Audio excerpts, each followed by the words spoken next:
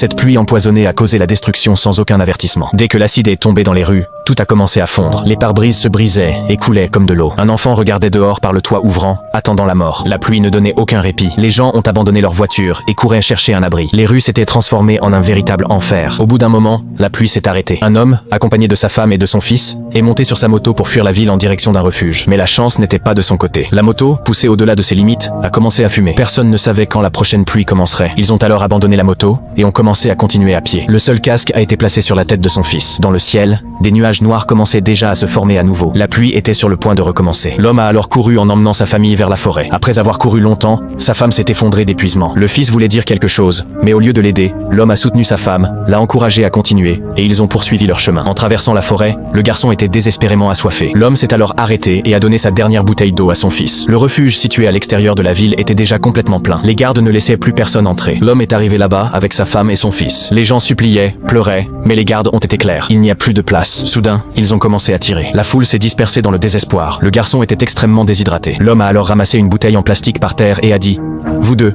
continuez, je vais chercher de l'eau ». Il est parti en courant tout seul. Finalement, il a trouvé une maison, a forcé la porte et a couru jusqu'à l'évier pour remplir la bouteille. Soudain, un homme armé est apparu, tremblant. Il a expliqué « Je veux juste de l'eau ». Quand il lui a parlé de sa famille, le propriétaire de la maison a été ému et lui a offert un abri dans le sous-sol. Il n'y avait de place que pour une personne. L'homme est resté immobile, tremblant, sachant que rester là signifiait survivre. Mais sa famille l'attendait encore dehors. Dehors, les vents sombres se rapprochaient de plus en plus. La mère a continué à marcher avec son fils. Le garçon, révolté, a enlevé son casque et a crié « Pourquoi on n'attend pas papa ?» La mère est restée silencieuse. Soudain, un cri lointain a résonné. La pluie acide avait recommencé. Ils se sont serrés fort dans les bras. C'est alors que l'homme est apparu en courant. Il a remis le casque sur la tête de son fils. Et ensemble, ils ont recommencé à fuir à travers la forêt. En chemin, il a trouvé une plaque de fer. Il l'a levée au-dessus de sa tête pour protéger sa famille de la pluie. La pluie est devenue encore plus forte. Son corps a commencé à brûler. Ses mains se sont brûlées. Son visage était déjà méconnaissable. Mais il ne s'est pas arrêté. Plus loin, ils ont aperçu une grotte. Dans ses derniers souffles, il a poussé sa femme et son fils à l'intérieur de la grotte. Puis il s'est effondré là même, pour toujours. La femme, en larmes, a essayé d'enlever ses vêtements brûlés. Elle a serré son fils dans ses bras et a pleuré désespérément. Mais bientôt, l'acide a commencé à couler le long des parois de la grotte. Elle a plaqué son corps contre la paroi pour protéger son fils et lui a dit de continuer à ramper. Alors, la grotte s'est effondrée. La mère est restée ensevelie là. Le garçon, en rampant, a réussi à sortir. La pluie s'était enfin arrêtée. Devant lui, il ne restait que la destruction. Maintenant, sans père ni mère, comment allait-il survivre, tout seul ?